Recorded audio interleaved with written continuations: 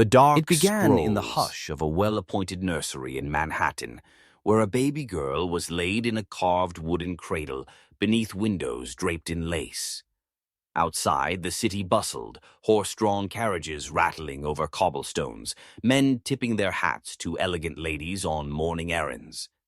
But inside the Roosevelt house, the air was always a little too still, as though the walls themselves were holding their breath.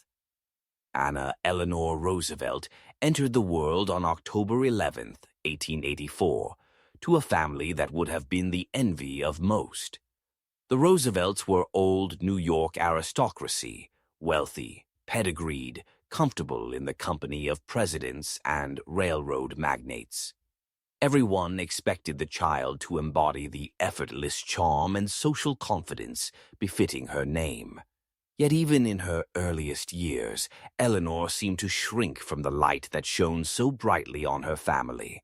Her mother, Anna Hall Roosevelt, was a woman whose beauty was the talk of every salon, her blue eyes framed by dark lashes and her figure always draped in the latest Paris fashions. She carried herself with a grace that turned heads, a poise that left people fumbling for compliments. By contrast, her daughter was quiet, solemn even, and when she looked up from the corner where she played with her cloth dolls, her gaze was searching in a way that unsettled the adults around her.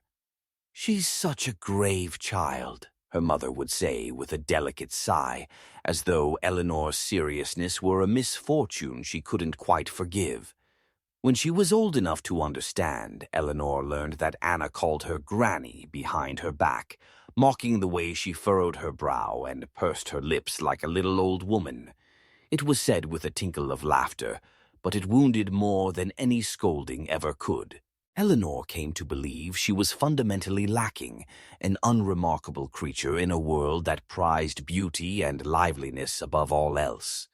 She would stand before the tall mirror in her mother's dressing room, studying her reflection as though searching for some hidden flaw she might fix if she only tried hard enough. Her father, Elliot Roosevelt, was the only person who made her feel she was more than a disappointment. When he burst through the door with his reckless smile and the scent of cigars clinging to his overcoat, she felt the air come alive. He would sweep her into his arms and spin her in circles, her laughter echoing off the marble floors. He called her Little Nell, and in those moments she believed she was precious, just as she was. But Elliot's love was as unreliable as it was intoxicating. Though he adored his children, he was haunted by the demons of addiction. There were days when he disappeared into the city for weeks at a time, returning only to offer extravagant gifts and half-sincere promises to do better. Eleanor learned to recognize the brittle edge in his voice when he'd been drinking, the way his hands trembled as he buttoned his cuffs. She sensed that loving him was always going to mean losing him, piece by piece. When she was only 8, her mother fell ill. The whispers began almost immediately, the staff carrying trays in and out of the sick room, with tight mouths and worried eyes. Diphtheria was a cruel disease. It hollowed out the body with fever and left its victims gasping for air, their once vital voices reduced to hoarse whispers. Eleanor was not permitted to sit by her mother's bedside. Instead, she lingered in the hallway, her small hands clenched in the folds of her pinafore.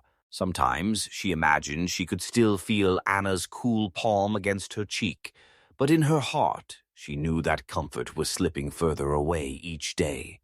At last, when the end came, it was almost a relief, one final, echoing silence after so many weeks of dread. But even then, there was no softness to soothe Eleanor's grief. She watched as her mother's coffin was carried out into the gray winter light, feeling that she had lost not just a parent, but the faint possibility of ever measuring up to her.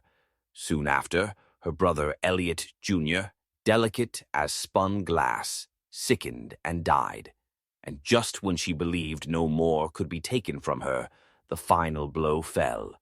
Her father, crumbling under the weight of his own failures, was committed to an asylum for his drinking. One day the letter came. Her father was dead. She was told he had fallen from a window in a fit of despair. Though she was too young to understand the full shape of tragedy, Eleanor felt the last flicker of warmth in her life gutter and die. She was not yet 10.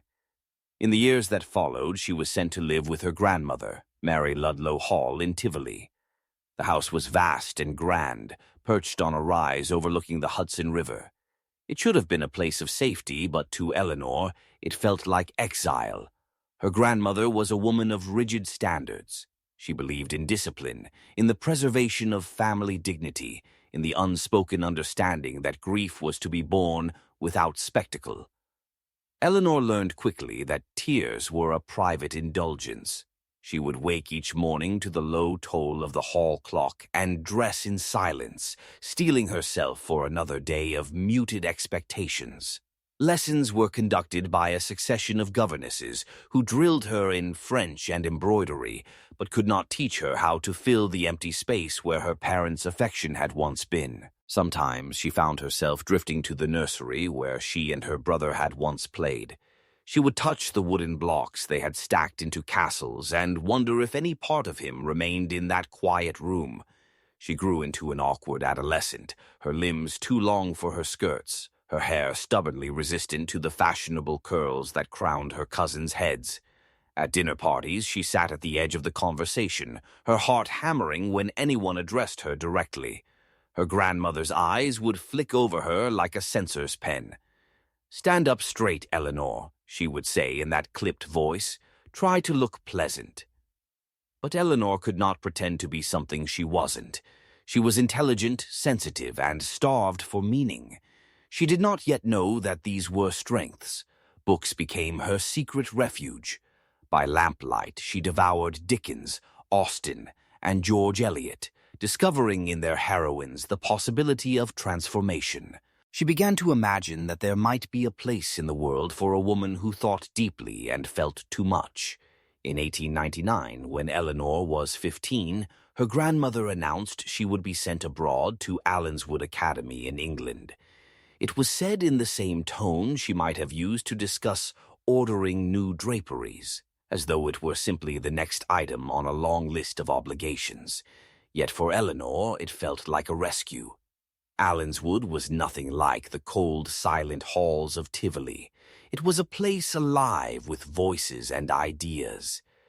The headmistress, Marie Souvestre, was a formidable woman with keen eyes and a mind as quick as lightning.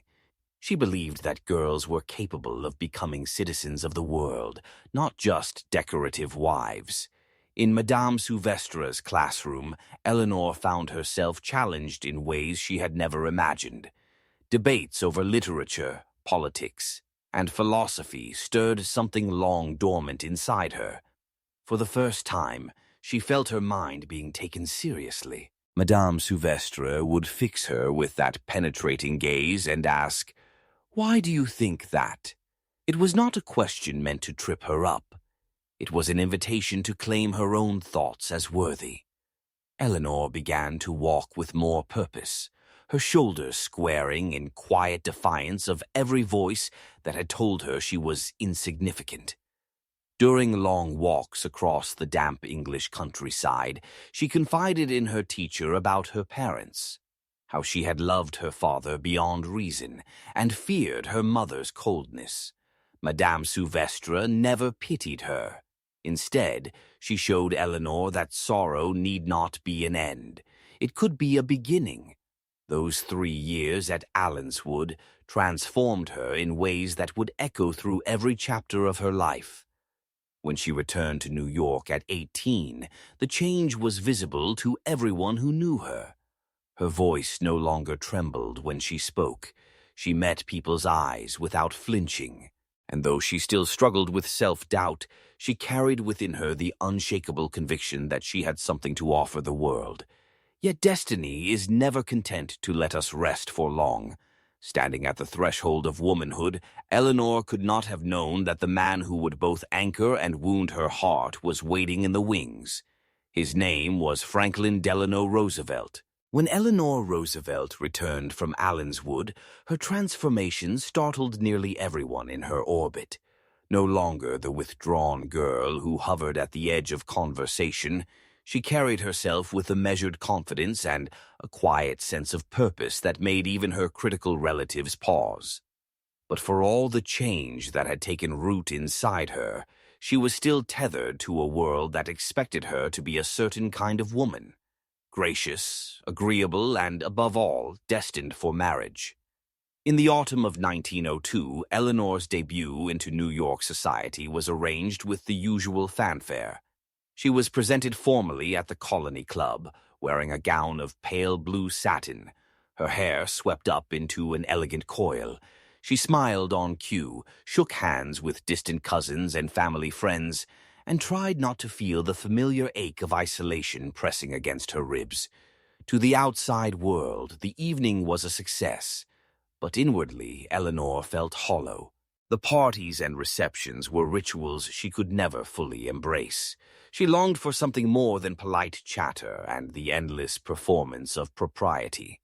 It was during this season of social obligations that she found herself reacquainted with her fifth cousin once removed, Franklin Delano Roosevelt.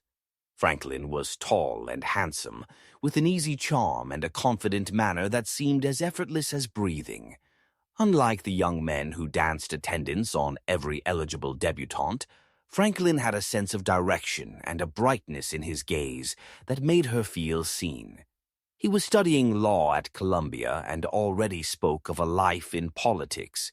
For a girl who had grown up believing she would never be remarkable, his attention felt like a promise that she could matter, not just in his life, but in the world beyond them.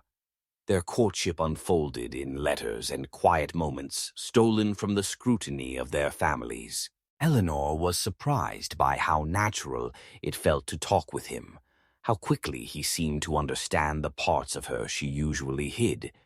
Franklin would tease her gently for her seriousness, but he never belittled it. Instead, he spoke to her as though her thoughts were worth hearing. For a while, she allowed herself to believe that this was love, the kind she had read about in novels and dared to hope might one day be hers. When he proposed, Eleanor hesitated only long enough to be certain that her heart was not misleading her. She said yes with a shy smile that belied the tumult of feeling inside her. They were married on St. Patrick's Day in 1905 in a ceremony presided over by none other than President Theodore Roosevelt, Franklin's distant cousin and Eleanor's uncle by marriage. The president swept into the wedding with his characteristic vigor, kissing the bride on the cheek and declaring to the guests that it was a good day for the Roosevelt clan. It should have been the happiest day of her life. In many ways it was. But as the applause echoed through the grand hall and she stood beside her new husband, Eleanor felt a flicker of something she couldn't yet name, a faint sense that she was stepping into a role that would require her to disappear all over again. Marriage in those days demanded a certain surrender of self. A wife was expected to yield her ambitions to the needs of her husband and children, to find her fulfillment in the smooth running of the household and the social obligations that came with his rising career. At first, Eleanor did her best to inhabit this role. She bore it with the same diligence she had once applied to her lessons, determined to be the wife Franklin deserved. They settled into a modest apartment in New York City, where she tried to create a home that would make him proud. She gave birth to their first child, Anna, in 1906. The arrival of their daughter filled her with a surge of love so fierce it brought tears to her eyes. Here at last was a bond she did not have to earn, a love that flowed freely from her heart to her child's tiny, trusting face. But motherhood, though it awakened a tenderness she had never known, also brought new demands. Between caring for the baby and managing the household, Eleanor felt herself shrinking into the background of Franklin's ambitions. He was often away, first completing his studies and then launching into politics. As he campaigned for a seat in the New York State Senate, Eleanor found herself entertaining guests she barely knew, smiling through dinners and receptions where her opinions were politely ignored. The birth of each new child brought joy, but also an exhaustion she rarely confessed aloud. By the time she had given birth to 6 children, one of whom died in infancy, Eleanor had learned to bury her weariness beneath a calm exterior. In private, she wrote letters to Franklin that hinted at her longing to be more than a figure in the background of his life. She wanted partnership, not just affection. She wanted to be useful, to make a difference. But Franklin's world was expanding rapidly. He was elected to the state senate in 1910 and appointed Assistant Secretary of the Navy by President Wilson in 1913. As his political star rose, so did the demands on Eleanor to serve as the gracious hostess and devoted mother of his children. She tried to reconcile herself to this role. After all, it was what society expected, what her mother had expected, what every woman she knew seemed to accept without question. But in the quiet hours after the children were asleep, she felt a restlessness she could not soothe. She thought often of Allenswood, of the afternoons spent in spirited debate with Marie Souvestre. She remembered how it had felt to be respected for her mind. Was that part of her gone forever? In 1918, she found her answer in the most devastating way. While Franklin was recovering from a severe bout of influenza, Eleanor stumbled upon a packet of letters hidden in his luggage. They were from Lucy Mercer, her social secretary. Reading the words of affection exchanged between her husband and another woman was like stepping into an icy river. Each line was a fresh betrayal. In that moment, something essential within her cracked. She confronted Franklin with the letters. The conversation that followed was painful, halting, filled with the raw honesty they had long avoided. He admitted the affair, his expression a mixture of shame and regret. Eleanor told him she wanted a divorce. For the first time in her life, she was ready to walk away from the expectations that had always bound her. But Franklin's mother, the formidable Sarah Delano Roosevelt, intervened. She threatened to cut him off financially if he divorced Eleanor. More than that, she insisted that a separation would destroy his political future. Eleanor faced an impossible choice: leave and regain her freedom, or stay and preserve the life they had built for their children. In the end, she chose to remain. But something fundamental had shifted. Their marriage became less a romantic partnership and more an arrangement built on mutual respect and shared purpose. The intimacy they once shared never fully returned. In the hollow left behind by that loss, Eleanor began to rebuild herself, not as a wife but as an individual. She threw herself into volunteer work, first with the Navy Relief Society during the First World War, and later with organizations dedicated to improving the lives of working women and the urban poor. She taught at the Rivington Street Settlement in New York City, guiding immigrant girls through lessons in English and home economics. There, she rediscovered the sense of purpose she had glimpsed years earlier in England. The more she worked among the disadvantaged, the clearer it became that she could not be content simply to host dinners and preside over charities in name only. She wanted to understand, to witness firsthand the struggles others endured. She began visiting tenements, speaking with women whose lives were marked by hardship and resilience. In their stories, she found reflections of her own loneliness and longing. And in helping them, she felt her spirit knit back together. Her work soon extended beyond New York. She joined the Women's Trade Union League and advocated for fair labor practices. She served on committees aimed at improving housing conditions and child welfare. Each new cause was a step away from the confines of her upbringing and the expectations that had once defined her. By the time Franklin was struck by polio in 1921, Eleanor was no longer the hesitant young bride who had first stepped into public life at his side.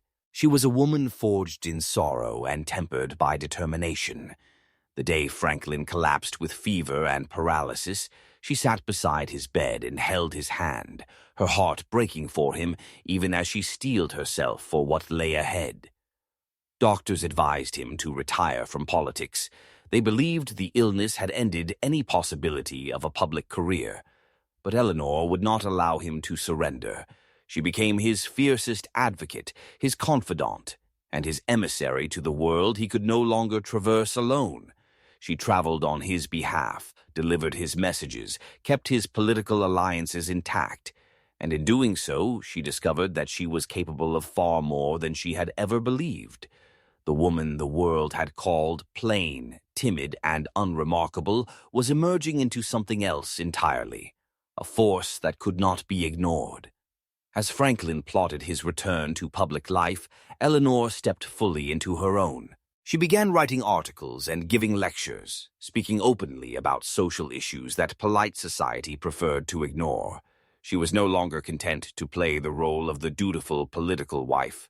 She was becoming Eleanor Roosevelt, an identity that belonged to no one but herself. The autumn air of 1932 carried with it 1,000 unspoken hopes and dreads.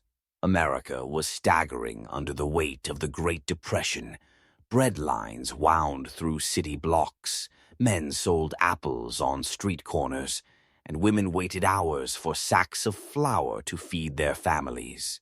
In those same streets, Eleanor Roosevelt moved with a purpose that startled even those who had come to expect her tireless curiosity. As Franklin campaigned for the presidency, she traveled to mining towns, factories, and settlement houses, listening to people who felt abandoned by the government. Everywhere she went, she asked the same question: "What do you need?" She carried their answers home in notebooks, smudged with coal dust and tears. In them, she found a clarity that transcended politics. To her, leadership meant seeing people, truly seeing them, and refusing to look away. When Franklin won the presidency in November of 1932, a wave of relief and expectation swept across the country. The Roosevelts moved into the White House, that symbol of national power that Eleanor had never dreamed she would inhabit. And yet, as she stepped into the grand entrance hall on Inauguration Day, she felt an unexpected pang of dread. She knew what was expected of a First Lady. She was to host teas, preside over ceremonies, and stand silently at her husband's side, smiling on cue. It was a role that would have crushed the woman she once was. But Eleanor was no longer that woman. In those first months, she tried to conform. She arranged dinners and reviewed seating charts, attended luncheons, and accepted the endless stream of flowers and polite notes. But each time she looked out the window at the crowds gathering on Pennsylvania Avenue, she felt the familiar restlessness rise inside her. There was a world beyond these gilded walls, and she was meant to be part of it. Within the year, she made a decision that would scandalize Washington society. She would not be a figurehead. She would not be content to cut ribbons and pour tea while the country cried out for leadership and compassion. Instead, Eleanor began to redefine what a First Lady could be. She held press conferences exclusively for female reporters, a revolutionary act in an era when women were still fighting to be recognized as professionals. In those rooms, she spoke openly about poverty, civil rights, and the urgent need for reform. She insisted on traveling to see the country's hardships with her own eyes. Against the advice of her husband's advisors, she visited coal mines and sharecropper shacks, touring communities where children slept in packing crates and mothers sewed rags into quilts. She returned to the White House and told Franklin exactly what she had seen. Sometimes he listened, sometimes he did not, but she never stopped telling him. People began to understand that Eleanor was not content to be an ornament to his presidency. She was a conscience. As the New Deal unfolded, she pushed relentlessly for programs that would lift up the forgotten. The National Youth Administration, which gave jobs to millions of young people. The Works Progress Administration, which built schools and hospitals and roads. When Franklin's advisors balked at spending so much to help the poor, she pressed harder. She had spent too many nights in tenement kitchens to believe that decency could be delayed in the name of prudence. Her activism made her a target. Newspapers called her meddlesome, unfeminine, too ambitious. Political cartoonists drew her with a long nose poking into affairs she should have left alone. But Eleanor no longer measured herself by the opinions of those who misunderstood her. She had made peace with the knowledge that living a life of conviction often meant standing alone. Privately, she still bore the scars of Franklin's betrayal. The ghost of Lucy Mercer never fully left their marriage. Though Eleanor and Franklin shared a commitment to their children and to public service, their personal intimacy never returned to what it had been in the early days. They maintained a partnership of purpose, not passion, and in that quiet understanding, Eleanor discovered a kind of freedom. No longer bound by the expectation of a perfect marriage, she allowed herself to grow into the fullness of her own identity. In 1939, she faced one of the defining moments of her public life. Marian Anderson, the celebrated African-American contralto, had been denied permission to perform at Constitution Hall by the Daughters of the American Revolution because of her race. Eleanor, herself a member of the organization, was appalled. Without hesitation, she resigned from the DAR in a letter she allowed the newspapers to publish. "I am in complete disagreement," she wrote, "with the attitude taken in refusing to allow Marian Anderson to sing in the hall." The statement ignited a firestorm of controversy, but Eleanor did not waver. Instead, she helped arrange for Marian Anderson to sing on the steps of the Lincoln Memorial. On Easter Sunday, 75,000 people gathered to hear her voice rise against the cold spring air, a defiant hymn to dignity. Eleanor stood in the crowd, her gloved hands clasped, tears bright in her eyes. In that moment, she felt the true power of using her position not to shield herself from controversy, but to insist on justice. When the Second World War erupted, she expanded her efforts further still.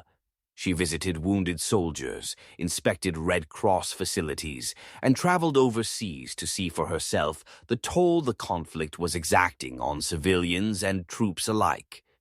In the South Pacific, she spent long hours in sweltering hospital wards, listening to young men describe their fear and pain.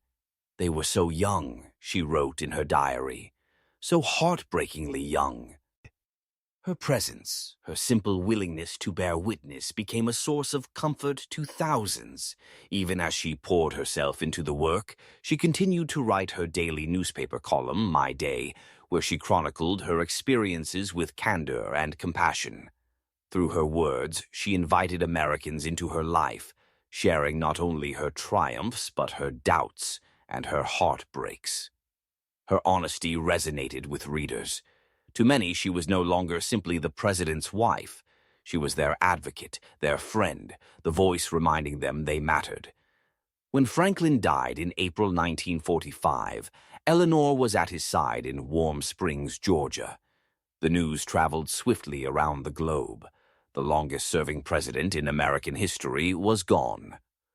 For a brief moment, she felt the ground vanish beneath her feet. The partnership that had defined so much of her adult life was over. But grief did not paralyze her. Even as she mourned, she understood that her work was not finished. In the months that followed, President Harry Truman asked her to join the first American delegation to the newly formed United Nations. She accepted without hesitation. Some in Washington scoffed at the appointment. They saw her as a sentimental figure, a relic of her husband's era. But in December 1948, she proved them all wrong. Standing in the General Assembly Hall in Paris, Eleanor delivered the Universal Declaration of Human Rights, a document she had helped draft through years of negotiation and perseverance. "All human beings are born free and equal in dignity and rights," she proclaimed, her voice steady in the hush of that chamber. When she finished, the delegates rose in a sustained ovation.